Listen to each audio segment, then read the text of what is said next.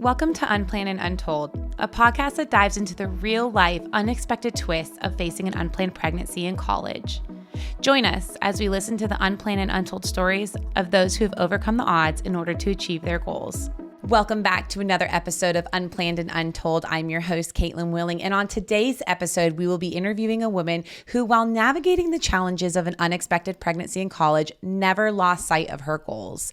She faced countless obstacles, but refused to let them define her. Instead, she turned those challenges into fuel, staying focused on her child, education, career, and personal growth. Thank you for joining us on the podcast today, Tamela. Thank you for having me. I am so excited to dig deep into your story. I mean, so many twists and turns, so many things that you have overcome along the years, but take our listeners back to what college life was like right before you got pregnant. College life for me right before I got pregnant was really still a huge life transition. So I started out college away from home. And so I had just returned home probably a year and a half before I actually got pregnant. So I was very much kind of dealing with those emotions around being back home, as well as still trying to figure out how I achieved my dream of at the time was to become a nurse. And so a lot of twists and turns at the beginning, as well as throughout the story as a whole, but very much still kind of in limbo, I guess I should say. As a lot of us college students are when we start off. I feel like that burning question everyone has is, what do you want to do? And we have an idea of that, but we don't have the foresight into all the things it will take to make that dream a reality, and learning how to roll with the punches as life changes over time. So it's not a surprise to this podcast that our listeners know that you had an unplanned pregnancy. Yes. So walk us through how you found out you were pregnant. How old were you and what did life look like then? So I was 21 when I found out I was pregnant. I actually found out in August. So I had not fully embraced my year of 21. But it was so just profound because I felt like I knew, but I didn't want to admit it, if that makes any sense. Once it hit me, I was very much a regular cycle girl. So I knew that, hey, by a week after, if it wasn't here, something was wrong. Me and Aunt Flo were best buds like that. No, we're tight. And so, yeah, we were tight. So I kind of pushed it off for probably 2 weeks because I was just like, well, maybe I'm stressed. You know, all the things that we go down the checklist about what could be wrong and why it's not here. And then I was just like, okay, I have to do this. I have to at least take a test to see if I am right. And I remember being very discreet about how I did it. Like I went to the grocery store to buy my pregnancy test because I just felt like who would be looking at me at the grocery store? Right. What's crazy is women have the ability to Amazon their pregnancy test to them now. We had to do it the old school way and go face somebody. I mean, there wasn't even self-checkout when I found out I was pregnant. You had to go face to face with the cashier. Yes. All right. And I remember thinking like, oh my gosh, this is it. Like we're starting this process. And so I took the test home and I was home by myself at the time. And it didn't take any time for the test to change. Like I barely peed on the stick and it was just like, yep, very much pregnant. And I remember just kind of sitting there for a second. I called my best friend and I was just like, you'll never guess what I just found out. And I told her and she was like, are you serious? And I was like, I'm pretty sure. Like I had this thought anyway, and this kind of confirmed it, but I'm going to go to the doctor to see. Right. What was also ironic to that was I was starting a new job at a daycare and that same day. And I was just like, I can't make it today. You found out you were pregnant, you were starting a new job. Mm-hmm. That's a lot to take in. I called them and told them like I'm not gonna make it today. Like I have some issues going on. I'm gonna go to the doctor, Right. which I was. Mm-hmm. And I was like, I'll bring a doctor's excuse. I know this is not the most professional thing, but I cannot come in. So I went to an urgent care clinic and pretty much lied as to why I was coming there. I told them that I was experiencing some like old blood and I wasn't really sure what it was. Interesting. Why that approach? Uh, I think stigma, like part of Yes. it was just like I wasn't, I still wasn't at the point of acceptance of what was happening. And so if I could hold on to any little bit of hope, I Right. would. Right. Um, and so I kind of lied in that manner and told them that even though in the back of my head, I knew that they would take blood, right? And all Sure. the things. They'd find So out one way or another. yeah. So Right. I needed them to give me a blood test to Mm-hmm. confirm it. So um, they did all the things, checked me in, and ran all the tests. And the doctor came in. I stayed there probably about an hour. And the doctor Okay. came in and was like, well, I think I found the reason. Congratulations, you're pregnant. And I Mhm. just burst out in tears. Wow. And I'll never forget. It was a guy. So he said, so these aren't happy tears. And I was like, no. Not at all. Were you by yourself? Yes, I was by myself. Like I said, I had talked to my best friend, but at Right. the time she went to school in Birmingham and I was in Tuscaloosa. And so um, I didn't want anybody knowing what was going on until I was sure of like what I was going to do. And again, wrap my brain around what was happening. So yeah, I Right. went by myself. So what was the doctor's reaction to you telling him, yeah, no, these are not happy tears? He just kind of sat there for a moment. And then he was like, well, you have options. Here's some paperwork. We'll Okay. give you some time. And if you need help, getting scheduled with an OBGYN, we can give you referrals for that. And so they gave me all of the information. Okay. Um, and then I went home All right. and just kind of sat with the news By yourself, trying to by figure myself. out what you're going to do. And at Absolutely. this point, your goals of college, where are you with this news and all of those goals and aspirations that you had?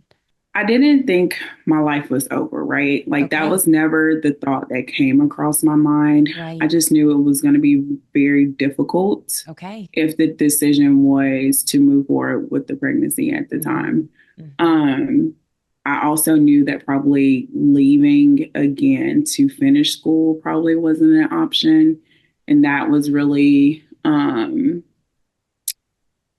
I wouldn't say devastating, but it was very disheartening because again, my goal was to always get away from home and not come back unless it was for like holidays and things like that, just Right. because I am a person who likes to do things. And at the time, like that just wasn't a thing here in Alabama. There was not a lot going on. And so um, I always envisioned myself somewhere else. And so Right. those dreams kind of stopped, but the dream of getting a college education didn't come off the table at all. Okay. And that's huge. Why do you think that you knew college is still an option? This is still what I want to do.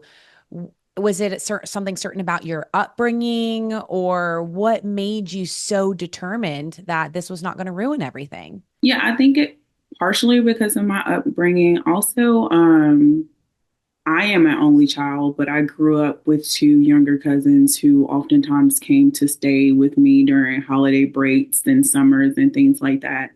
And so for quite a bit of my life, had been around kids that I've ever, I kept or babysat or things like that. And so it wasn't this thought of like, I can't do this. It Right. was just more so of how. Okay. Um, and education has always been a big thing in my family. And so I knew that I still wanted to go to college.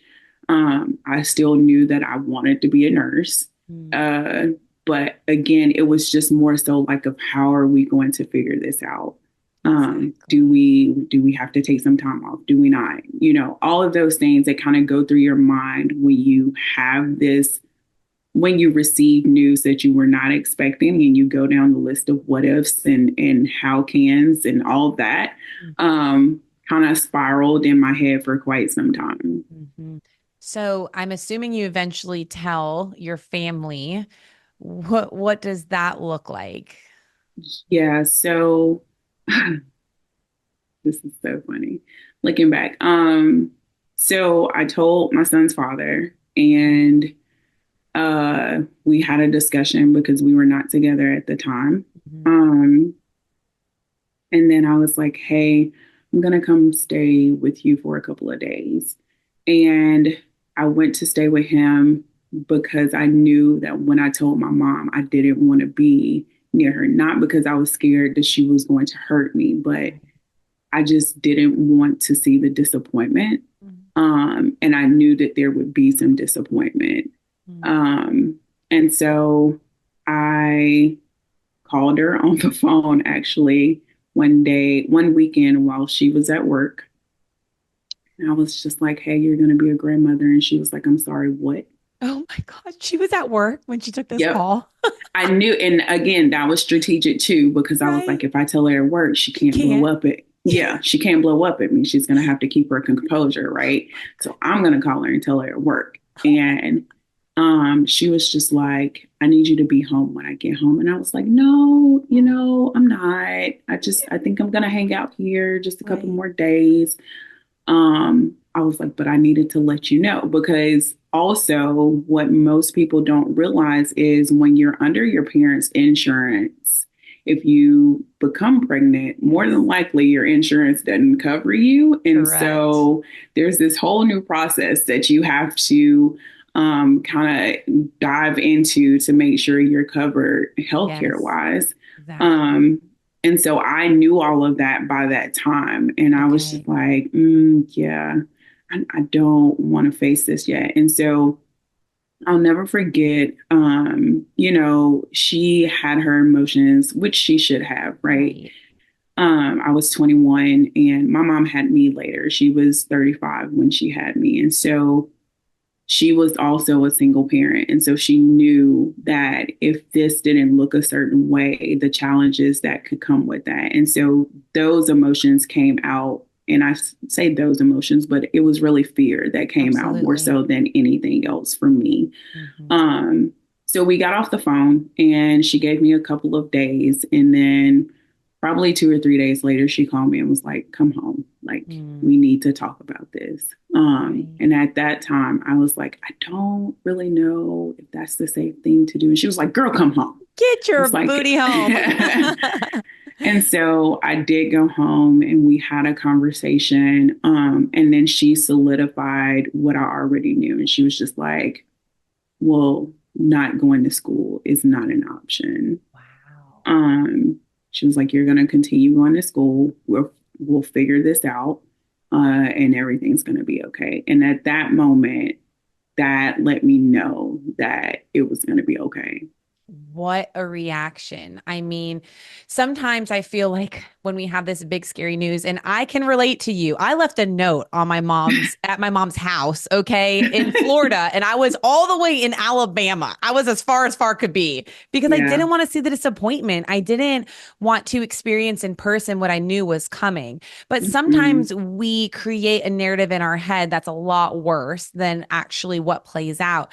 Were you surprised by your mom comforting you eventually and giving you that support and telling you, you are not dropping out? We are going to make a plan and figure this out. Did that surprise you? No, because my mom Okay. has always told me that no matter what, she supports me. That's how I got to go off to college. Wow. Um, because I decided to go out of state. And it was like, well, I didn't have scholarships or anything like that. And my mom was like, well, if that's where you want to go, that's where you go. And like, we'll figure Wow. it out. So that had been her pattern of affection and thinking for me since the beginning of time from where I can remember. So her letting me know that, like I said, just really solidified everything else, Yes. because I knew once I had her support that everything else would be like a drop in the bucket as far as Beautiful. challenges. So Absolutely beautiful. And I aspire to be a mother like that one day. I hope I don't get the news. I mean, but if it happens, I aspire to be just like that. So take our listeners back to what it was like navigating classes while being pregnant. I was a nursing major, so I was taking all of the prereqs for the major itself. So the biologies, the microbiologies. Um, and at that time, a lot of people still didn't know. So I kept it really hush hush Okay. outside of like my best friend, my mom, and I have an aunt who is like a second mom to me. So she knew as well. And an older cousin, her and her husband knew. But outside of that, no one else knew, except my son's father and his family as well. Right. So I went to school and I would find myself like falling asleep in class, just being really drained. Yes. Um, and not linking the two, right? Just being like, oh, I'm so tired, and Mhm. not realizing I'm tired because now I am carrying another human and they are doing their job by sucking the life out of me. So, Right. Creating bones. It's a superpower to create yes, bones and hearts and fingernails yes. and all the things. It drains your body. Yeah, so it became challenging because the attention span wasn't there. Like I said, I didn't have a lot of the energy that it took to be this full-time student. And so I wish that I would have shared with somebody at the time Mhm. so they could have given me some like advice of like maybe we can go to part-time or maybe you Right. can, do those things. But like I said, my mom was a big supportive person. And so if I said this is what I was going to do, she was the person who was going to be like, okay, like I'm behind you. So there was no parts of that time frame, Mhm. right, that I said like I need a break or anything like that. You push through. And yeah, I just kind of pushed through. And so I did what I had to do. It was a challenge, but we got through it. Wow. Socially, how are you able to hold on to your college life, but then also know that, oh my gosh, I'm about to have a child and keeping both of those worlds somewhat separate because you sounds like your inner circle in school doesn't exactly know that you have two different lives going on. Yeah, so I didn't show until about 7.5 months. Okay. So I started gradually sharing it with some people over time. Mhm. Um, a lot of my friends were in Birmingham at school. And so I'll never forget this. They would have at UAB what they call like a midnight breakfast Okay. where all the students came and like they ate, breakfast food at midnight and they would have like a DJ and all these things. And I remember going to visit my best friend because she went to college at UAB and I stayed in her dorm and we went to that midnight breakfast and there were I was meeting new people through them. So I very much carried on as if I wasn't pregnant when I wasn't showing. Wow. So I didn't do anything like I didn't drink or things, Yep. things like that, of course. Yes. But as far as like just normal hanging out, Mhm. um, those things I did. Mhm. So, I remember we went out one time and I was like, yeah, I can't go out anymore, guys. Like, this just, I'm tired. Like, my feet Right. are swollen. This just Yes. isn't it for me. And they were like, Hmm. okay. Oh, it's interesting to see how much we want to hold on to normalcy. Yeah. And countless interview after interview, women have said the same thing. I mean, I was to a point where I didn't all my friends went to the bars, kind of like what you were Hmm. saying, but I didn't drink, but they didn't know. I would get a tonic water with a lime and people Yeah. would think it's a vodka tonic, like Yeah. nobody would question or know, but I wasn't yet willing to give up what I thought was my identity and Hmm. everything that I knew. I was too scared to open a different door, knowing that I have this little human that's going to completely change all of this. Yeah. Yeah. At that midnight breakfast, I actually met this guy, and I remember at the time I wasn't with my son's father. Like we had, separated for sure Right. at this point. And I met the guy and we exchanged numbers, but he knew a mutual friend of mine. Okay. And somehow she had found out I was pregnant. I wasn't really sure, Mm, but she had found out. She was also from Tuscaloosa, so it didn't surprise me, but hmm she actually shared it with him. And I was just like, Wow. okay, so now I have to start telling people at this hmm point. hmm Um, but for much of the time that I didn't show, like I said, I just kind of carried on as if nothing was different, although I knew something was different. Right. So once you start showing and you feel this pressure to start telling people before somebody else tells them, Hmm. what expectations are you anticipating? I didn't really expect expectations. I expected a lot of the judgment. Okay. Um, and I say that because for me, I grew up very independent. I was the kid in school that was like, you don't have to call my mom for these things. I can just answer them for you Mhm. because we've I already love it. talked about it. Yeah. So the expectation, even if they were there, Right. um, were minute compared to the judgment. Absolutely. And the judgment comes in all sorts of shapes and sizes. Absolutely.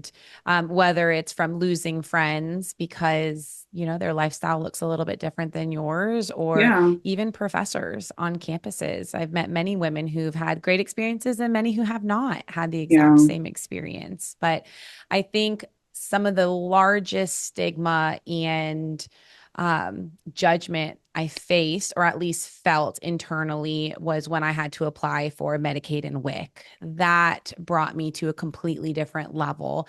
And I know you navigated that as well. Can you speak into what that felt like? Yeah. So, like most people then, which then being like 2008, uh, I knew Medicaid as, and not in these specific words, but Sure. these are the words that I'm using now because it was more of the low income Mm-hmm. insurance, right?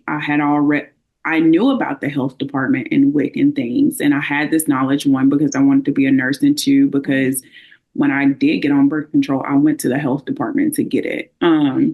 So I knew that these things existed, but again, I was unfamiliar about how people were treated with Medicaid Mm-hmm. versus Blue Cross Blue Shield and all the things that come along with that. So Right. again, my mom helped me navigate that, and I had a great individual at my OB's office that helped answer a lot of questions to complete the paperwork and get it done. Wow. And then for me, because I didn't have to change OB practices, so I continued going to the same OB practice, Right. I didn't feel as isolated, I think, as some people can feel Right. if they are going to the health department or if they do have to change physicians because now they're under Medicaid and the physician they were going to doesn't take it. Yep.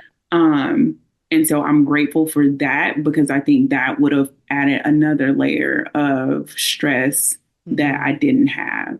Absolutely. And I believe we've come a long way over the years as well. Absolutely. When I look back at what WIC and Medicaid was to where it is now, we have made significant strides of improvement in not isolating a certain population of people or making them feel less than because they are on assistance, because that is why the assistance is there for Right. women who need it. And so kudos to those who are advocating on behalf of Medicaid and WIC to make the stigma feel less. I mean, Absolutely. you and I probably were on the same page where they had those little certificates for WIC Hmm. Yeah, and not the card. not the card, just those certificates. I mean, I have nightmares even to this age of using those darn certificates that were like Hmm. a red flag to everybody in that grocery store that you were Yep. financially struggling. And Yep. God forbid somebody get behind you in the grocery line when you're using those WIC tickets and you put the wrong item with your ticket.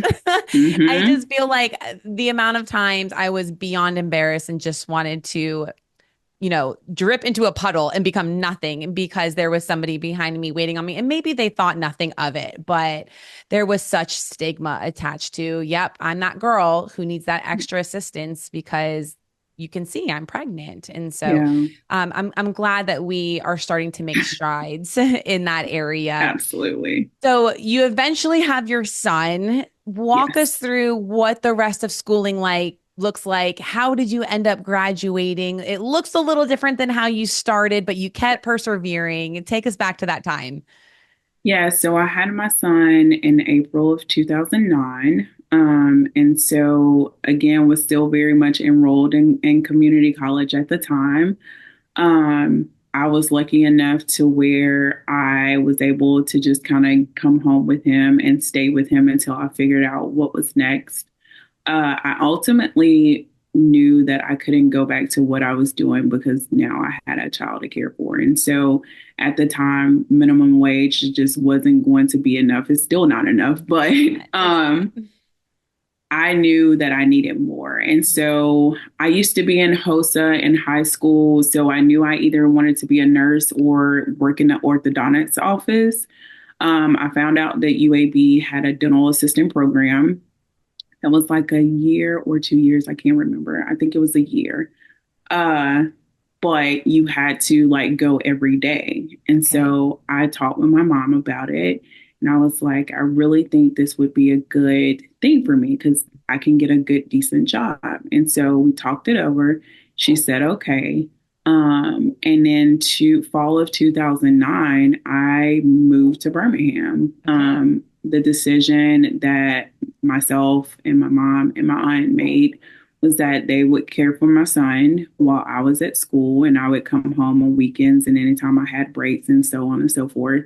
And that's what happened. I did go through the dental assistant program, but little did I know that dental clinics would form like and you would be a family. So people weren't leaving dental clinics to have a lot of jobs. And so I was like, okay, well, I got to figure something else out. Mm-hmm. Um, so I reshifted my focus back to nursing and kind of did some work there, got in nursing school, Wow. finished, and then I couldn't pass my boards. And so for me, that was just kind of like oh my God, like what am I supposed to do? I have this Right. degree. This was the dream.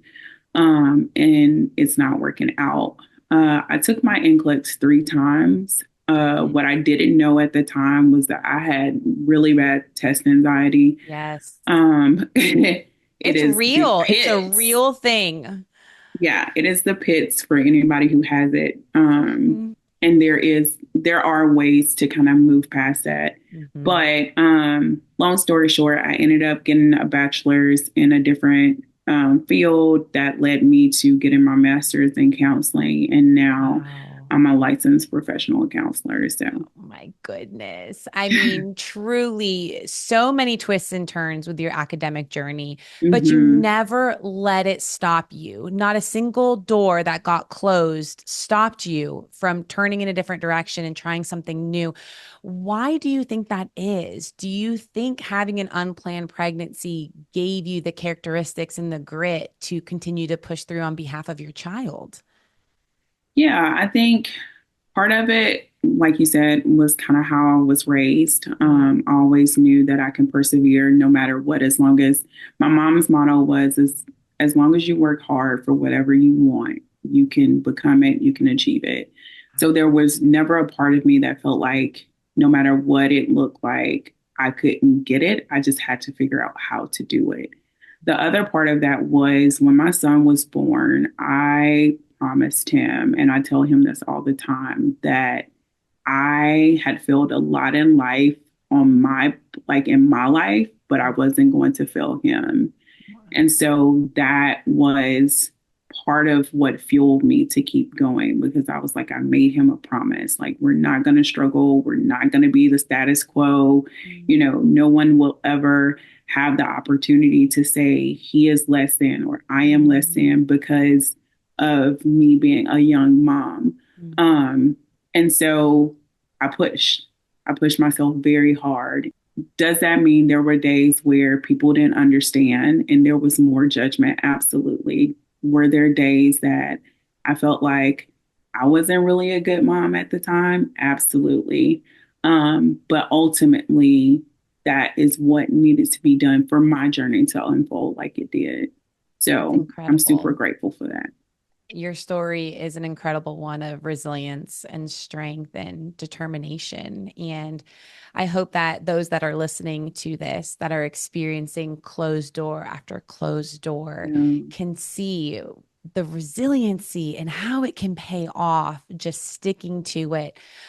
And knowing that a resource like Baby Steps exists on Auburn's campus and soon to be at the University of Alabama, do you yeah, feel like that would have changed, how you navigated through college while pregnant and while parenting? absolutely. One of the biggest things I feel like individuals who find themselves pregnant and young um, is the fact that it lacks community, right? And I was fortunate enough to still have a friend group that adjusted to me. I didn't have to adjust to them. But it was still awkward because I would be like, hey, y'all can't do that. I have to take him to the doctor, or yeah, y'all, I need to, but I still didn't have a community to be like, you know what, today was a really hard day. I had to, my son didn't get sick often, but when he did, I remember there was one time in particular, I felt really just hopeless. He was Mm, just throwing up countless times and no one, they tell you the story, Pedialyte, make sure right. if they can just keep a little down, they're still having wet diapers, they're fine. And it's like, Mhm. I know that's what textbook says, but as a Mhm. mom, you feel really helpless in those moments and not even having somebody outside of my mom, Mhm. tell me that like it's going to be okay. I feel like that was a gap that I didn't have. Also, having things like resources and workshops and things that Baby Steps offers and will continue to offer as they grow to young women. I think that would have been a huge piece to kind of help my morale as going through school because it was hard. Yes. Yes. It's hard juggling parenting anyway, but it was really, really hard because I also was trying to figure out who I was becoming. Yes. And that ultimately took a back seat Mhm. to motherhood because Mhm. that was priority. So I think having programs like Baby Steps on campuses where people can go and it serve as a safe space is huge because there are so many spaces during that time that you are navigating that don't feel as safe anymore because you aren't the same person. Exactly. I couldn't have said it better myself. Our goal is to get on as many college campuses as we possibly can so that women just like you, like myself, and the countless other women I've interviewed this past year don't feel that they are alone in this process, Yeah. because it happens. It is Hmm. happening on every college campus across the nation. And the resources need to be there, because if we Yes. can help a student mom finish getting her education, it pays dividends for her child down the road. And as supporters of baby steps, we are literally making generational change by supporting an organization that uplifts student moms and their babies. So, Tamela, thank you so much for sharing all of your triumphs, your struggles, just your heart with our listeners today. Thank you. And to all our listeners, thanks again for joining us. We hope to have you back during our next episode of Unplanned and Untold. Bye-bye. We hope you enjoyed that episode, as we are committed to bringing you the real, raw stories of those who have defied the odds and achieved their goals. But we're not stopping there. We are dedicated to improving our podcast quality so that we can reach an even wider audience. If you believe in the power of these untold narratives, consider donating or sponsoring this podcast by visiting unplannedanduntold.com.